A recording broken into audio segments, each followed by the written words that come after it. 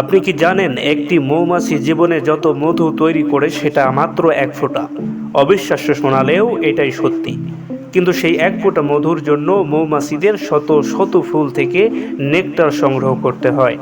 প্রতিদিন ভোর থেকে সূর্য ডোবা পর্যন্ত তারা এক মুহূর্ত বিশ্রাম নেয় না।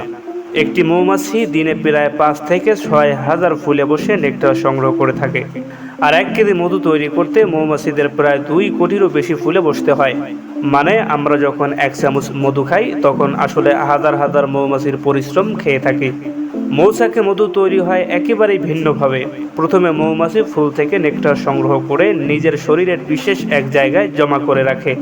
তারপর ফিরে এসে ওই নেকটার অন্য মৌমাছিকে দিয়ে দেয়। এরপর মৌমাছির ডানা ঝাপটিয়ে নেকটারের ভিতরের পানি শুকিয়ে ফেলে। এভাবে নেকটার ধীরে ধীরে শুকিয়ে ঘন হয়ে মধুতে পরিণত হয়। কিন্তু মধুর কাজ শুধু আমাদের খাওয়ার জন্য না, আসলে মৌমাছিরা নিজেদের খাবারের জন্য এই মধু তৈরি করে থাকে। বিশেষ করে যখন শীতকালে ফুল ফোটে না, তখন মৌমাছিরা এই সঞ্চিত মধু খেয়ে বেঁচে থাকে। তাই মধু তাদের কাছে জীবন রক্ষার খাদ্য। বিজ্ঞানীরা বলেন মৌমাছিরা পৃথিবীতে না থাকলে শুধু মধু হারিয়ে যাবে তা নয়, বরং কৃষকরাও অনেক ক্ষতিগ্রস্ত হবে। অবাক করা বিষয় হলো, ইতিহাসে মধু কখনো নষ্ট হয়নি। প্রাচীন পিরামিডে হাজার হাজার বছর আগের মধু পাওয়া গিয়েছে, যা এখনও খাওয়ার উপযোগী। কখনো কি আপনি চিন্তা করেছেন মৌমাছিরা যে খাবার তৈরি করে সেটা সময়কেও হার মানায়?